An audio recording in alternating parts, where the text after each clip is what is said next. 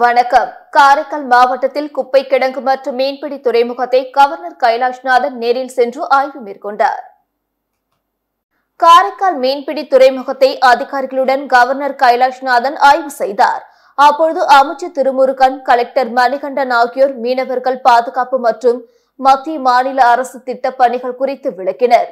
தொடர்ந்து கவர்னர் மீன்பிடி துறைமுகத்தில் மீன் ஏலம் விடும் மையம், படகு கட்டுமான பணிகள் உள்ளிட்ட பல்வேறு இடங்களை ஆய்வு செய்தார். முன்னதாக காரைக்கால் மேடு பறவைப்பேட் குப்பை கிடங்கில் குப்பை தரம் பிரிக்கும் பகுதி மற்றும் பாதுகாப்பு குறித்த ஆய்வு மேற்கொண்டார்.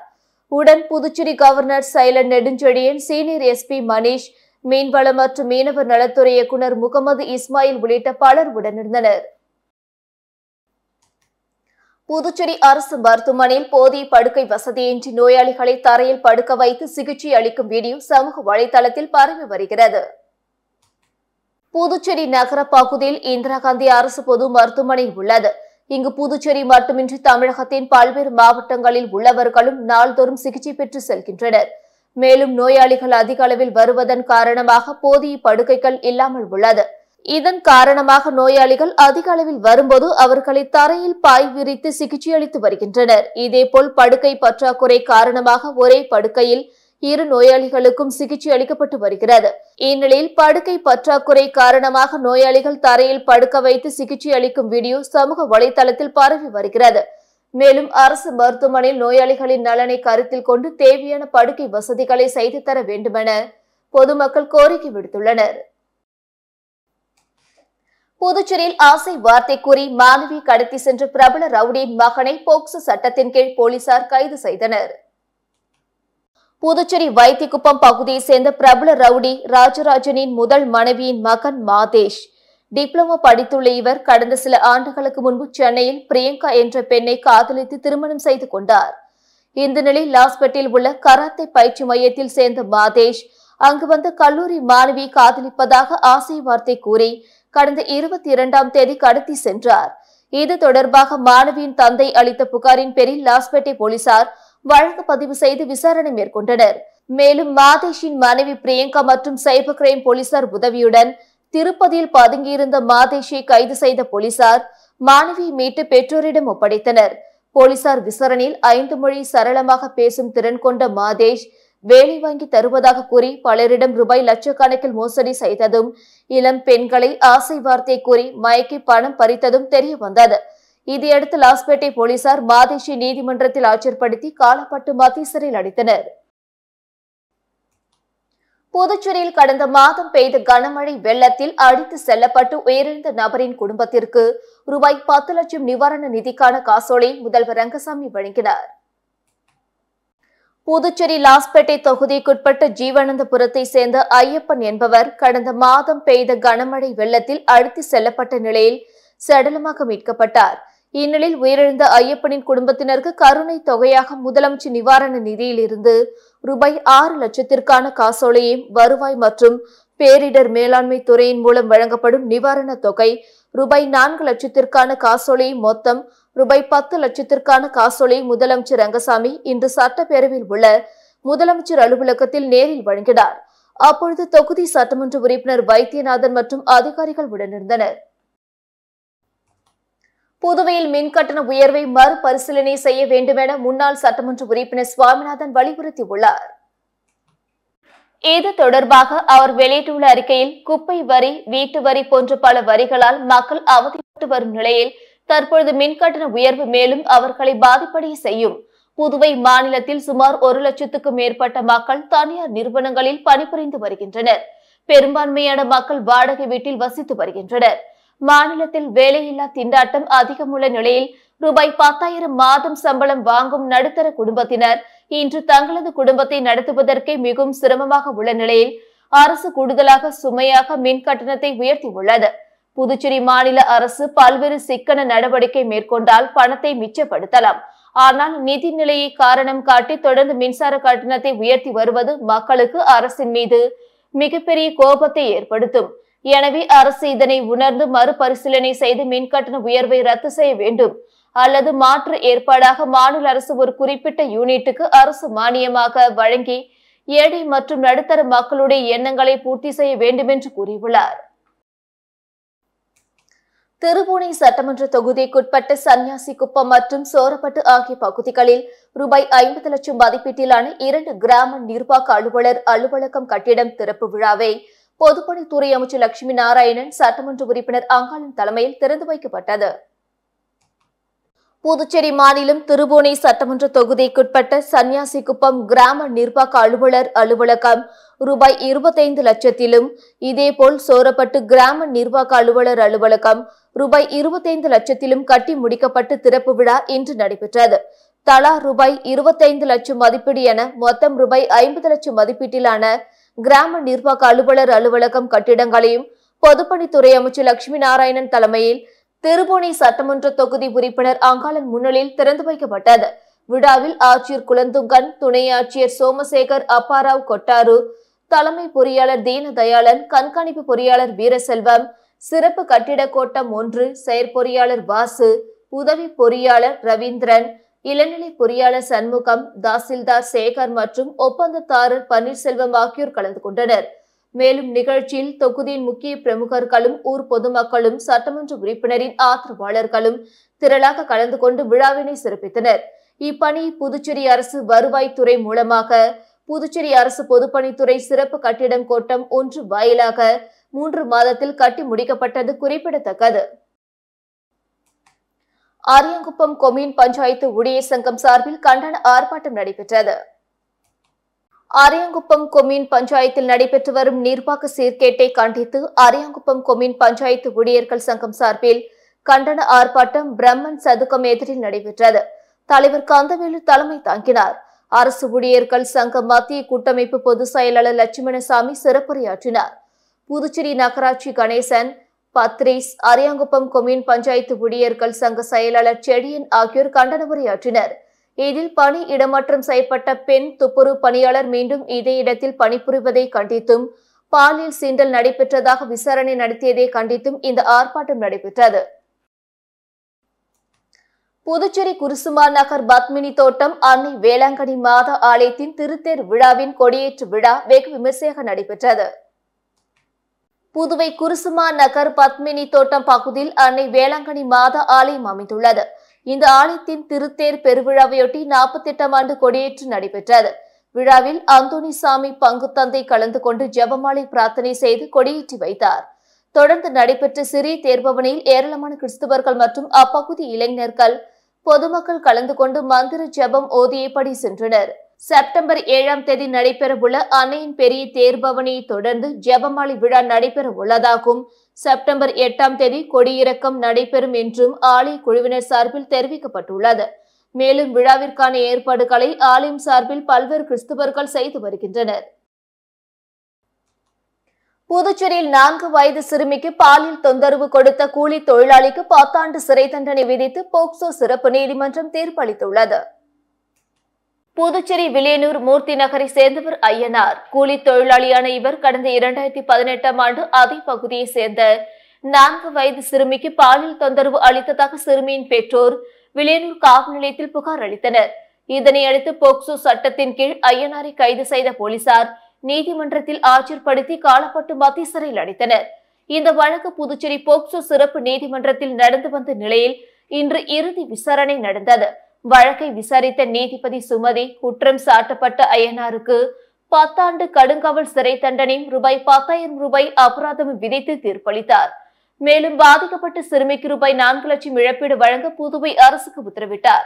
இந்த வழக்கில் அரசு வழக்கறிஞராக பச்சையப்பன் ஆஜரானார்.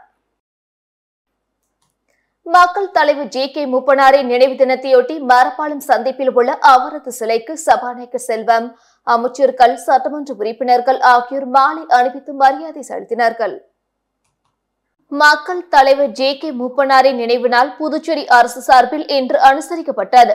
இதனையொட்டி முதலியார்பேட்டை மரப்பாலம் சந்திப்பில் அமைந்துள்ள அவரது திருவுருவ சிலைக்கு சட்டப்பேரவைத் தலைவர் செல்வம், பொதுப்பணித்துறை அமைச்சர் லட்சுமி நாராயணன், ஆதி திராவிட நலத்துறை அமைச்சர் சாய்ஜி சரவணன்குமார், அரசு கொறடா ஏ.கே.டி. ஆறுமுகம் மற்றும் சட்டமன்ற உறுப்பினர்கள் பாஸ்கர் என்கிற தட்சிணாமூர்த்தி, லட்சுமிகாந்தன் ஆகியோர் மலர் தூவி மரியாதை செலுத்தினர். பின்னர் சதுக்கத்தின் கீழ் அலங்கரித்து வைக்கப்பட்டிருந்த மக்கள் தலைவர் ஜே.கே. மூப்பனாரின் திருவுருவப் படத்திற்கும் மலர் தூவி மரியாதை செலுத்தப்பட்டது. மின்சார செலவை குறைக்க தொழில்நுட்ப குழு அமைக்க வேண்டும் என பேராசிரியர் ராமதாஸ் வலியுறுத்தியுள்ளார். இது தொடர்பாக அவர் வெளியிட்டுள்ள செய்திக்குறிப்பில், மின்சாரம் என்பது எல்லா மக்களாலும் நிறுவனங்களாலும் பயன்படுத்தப்படும் ஒரு அத்தியாவசிய பொருளாக மாறியுள்ளது. அதன் கட்டணம் உயரும் போது எல்லா மக்களுக்கும் கஷ்டத்தை உருவாக்குகிறது. வறுமை கோட்டு கீழ் உள்ள மக்கள் அரசின் இலவசத்தை நம்பி வாழ்கின்றனர். அரசுக்கு கட்டணம் கட்ட வேண்டிய நிலுவைத் தொகையான ரூபாய் 500 கோடியில் 1/3 பகுதியை இந்த ஆண்டு வசூலித்தால் அரசுக்கு ரூபாய் 166 கோடி வருவாய் கிடைக்கும். மின்துறை மின்சாரத்தை வாங்கும் போது பல்வேறு முகமைகளிடம் இருந்து வெவ்வேறு விலை கொடுத்து வாங்குகிறது. இந்த விலை ஒரு யூனிட்டுக்கு ரூபாய் 3.35 பைசாவிலிருந்து ரூபாய் 7.75 பைசா வரை வேறுபடுகிறது. இந்த விலையை சராசரியாக குறைத்தால் மின்சாரம் வாங்கும் செலவு கணிசமாக குறையும். பல இடங்களில் நடக்கும் மின்சார திருட்டை அடியோடு அழித்துவிட்டால் நஷ்டமும் செலவும் குறையும். மின்சாரம் வாங்குவதிலும் விநியோகம் செய்வதிலும் மின்துறையின் திறமையை உயர்த்தும் போது உற்பத்தி திறன் அதிகரித்து செலவு குறையும். மின்துறையின் செலவை குறைப்பதற்கு ஆலோசனை கூற தொழில்நுட்ப வல்லுநர்கள் கொண்ட ஒரு குழுவை அரசு அமைத்து அதன் ஆலோசனைப்படி நடக்க வேண்டும் என்று அவர் கூறியுள்ளார். காரைக்கால் மைய பகுதியில் அமைந்துள்ள பழமை வாய்ந்த ஸ்ரீ கோதண்டராமர் ஆலய கும்பாபிஷேக விழாவில் ஏராளமான பக்தர்கள் கலந்து கொண்டு சுவாமி தரிசனம் செய்தனர்.